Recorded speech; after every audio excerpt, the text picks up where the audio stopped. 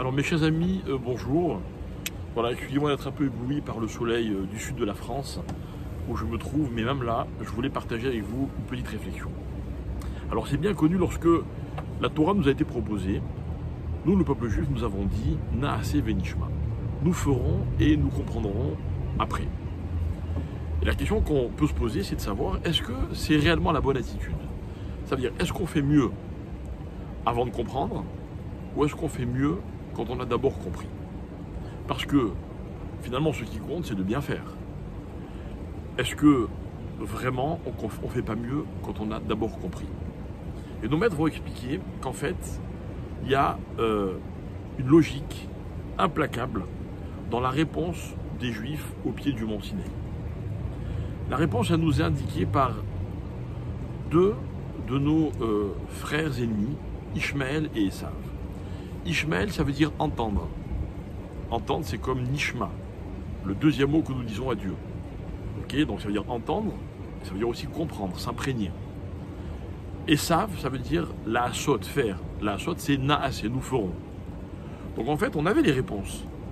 Simplement, on avait un personnage qui se concentrait sur l'écoute et un qui se concentrait sur l'action. L'action, c'est très bien.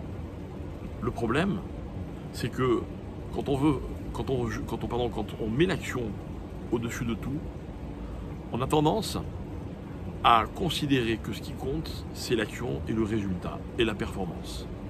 Voilà pourquoi on est dans une société aujourd'hui dans laquelle les gens sont jugés sur leurs résultats et leurs performances. Dans la Torah, on juge l'homme sur ses efforts.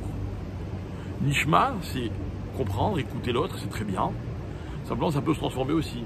On a une civilisation qui s'appelle Ishmaël, qui va utiliser l'écoute, non pas pour écouter les autres, mais pour se faire entendre.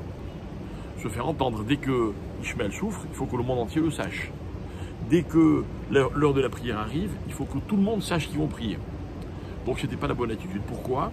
Parce que comprendre et faire peuvent être des valeurs extraordinaires, à condition qu'elles soient complètement objectives, c'est-à-dire vidées de tout intérêt, vidées de toute compréhension ou de toute connotation personnelle qui va conditionner l'écoute ou l'action. Faire pour réussir, c'est bien, mais c'est pas faire. Écouter pour se faire entendre, c'est bien, mais c'est pas écouter. Alors la Torah nous propose la chose suivante. Fais sans être conditionné. On te propose quelque chose à faire, tu le fais. Le résultat, tu ne sais pas. Une mitzvah n'est jamais jugée par rapport à son résultat, mes chers amis. Une mitzvah, elle est jugée par rapport à l'erreur. Vous en faites peu, elle vous coûte beaucoup. C'est comme si quelqu'un d'autre en avait fait beaucoup et ça lui coûtait moins. C'est l'effort. L'écoute, pareil. Dans la vie, on a tendance à choisir ce qu'on veut écouter. On écoute ce qui nous plaît. On écoute, en français, on dit ce qui nous parle. Il faut que ça me corresponde.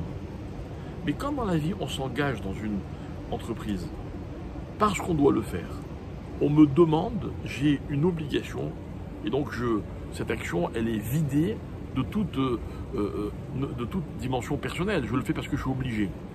Quand j'ai fait, et que j'essaie de comprendre ce que j'ai fait, alors qu'il n'y avait pas de dimension personnelle, je comprends, là aussi, au-delà de ce que personnellement j'aurais eu tendance à comprendre, de ce qui m'aurait attiré et de ce que j'aurais choisi de comprendre ou de ne pas comprendre.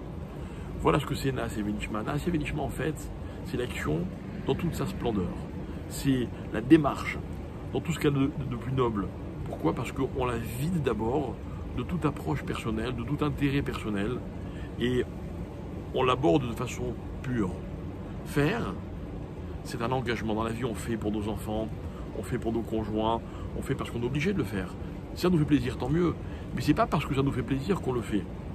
La Torah, c'est pareil, on le fait parce qu'il faut le faire. Et quand on fait parce qu'il faut faire, alors on peut comprendre. On peut trouver dans nos actions la véritable dimension. Voilà une toute petite amorce, on va dire, de cette magnifique idée qui s'appelle Naase venishma, sur laquelle je n'ai aucun doute.